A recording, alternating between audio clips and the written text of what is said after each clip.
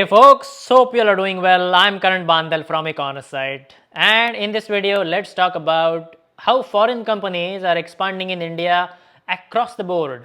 We read in the newspapers almost every day how Apple's India expansion story is unfolding. From Foxconn's rising manufacturing footprint in India, Tata Group acquiring an iPhone plant, to Apple stores being opened in India. Apple is betting big here. Now, another major Apple investment is on the cards. In the backdrop of the US China tensions, Foxconn, the Taiwanese company that manufactures iPhones for Apple, has invested nearly $8 billion in India so far and now plans to invest an additional $1.6 billion. Look at these numbers to see how rapidly Foxconn's presence has grown in India. Foxconn saw barely 2% of its total revenue come from India in 2021. Just 1 year later, Foxconn's 30 factories in India achieved $10 billion in annual revenue, accounting for 4.6% of the company's 2022 revenue, more than doubling the 2021 performance. It's not just electronics manufacturing where foreign players are increasing their presence in India. Two other sectors are seeing a similar trend: pharmaceutical and retail. Let's talk about pharmaceuticals first. Western pharma companies are seeking to limit their reliance on Chinese contractors who produce drugs in clinical trials and early stage manufacturing.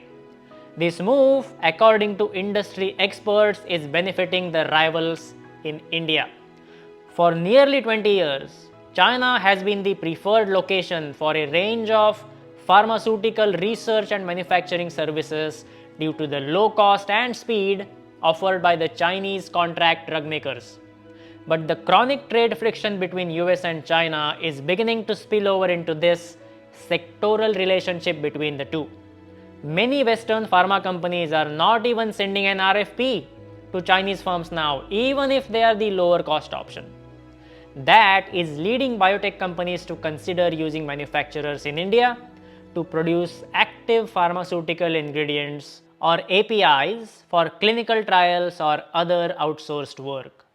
As a result, 4 of India's largest CDMOs are already seeing this trend reflect in their numbers.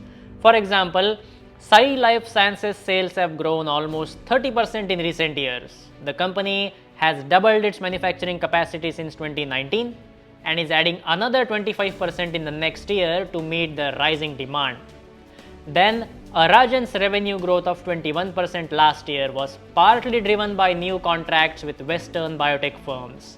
Finally, Piramal Pharma, that buys 15% of its raw materials from China, is looking to reduce this share because the company has received requests from clients for backward integration to India, which means that even the most basic raw materials are to be sourced from India instead of China.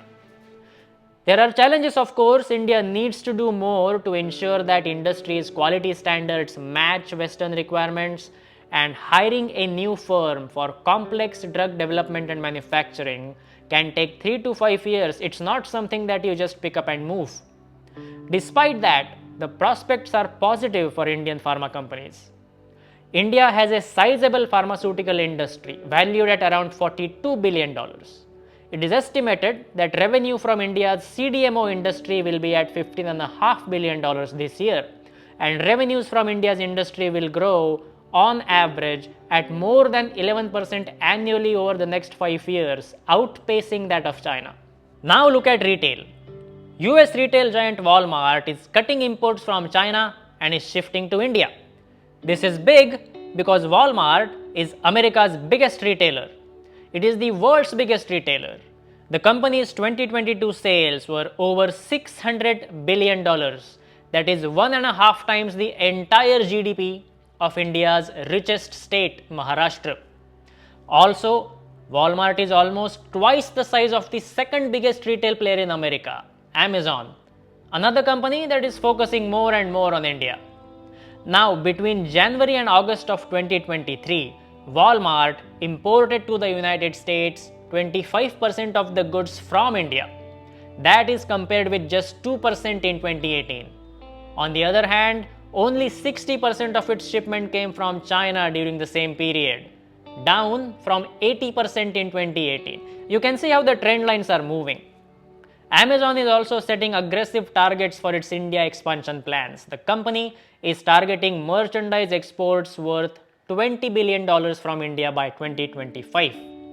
These retailers point to two factors that are drawing them into India: rapidly growing workforce and technological advancements. On top of that, there is labor cost advantage. China's monthly wages range between $198 and $376, almost twice that of India. All these developments are surely contributing to the country's stellar economic performance in recent years. Country's foreign exchange reserves are sitting comfortably at around $600 billion with a stable currency.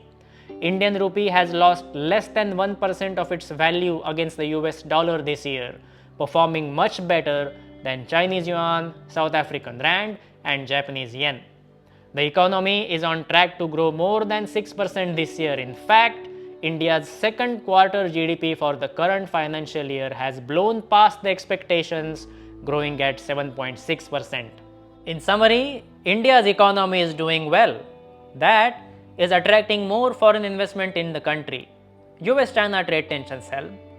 More foreign investment further boosts India's economic performance. So there is a virtuous cycle that is playing out in India right now, and hopefully India can sustain this trend going forward. I hope you found this analysis interesting. I'll speak with you again next week. Until then, take care.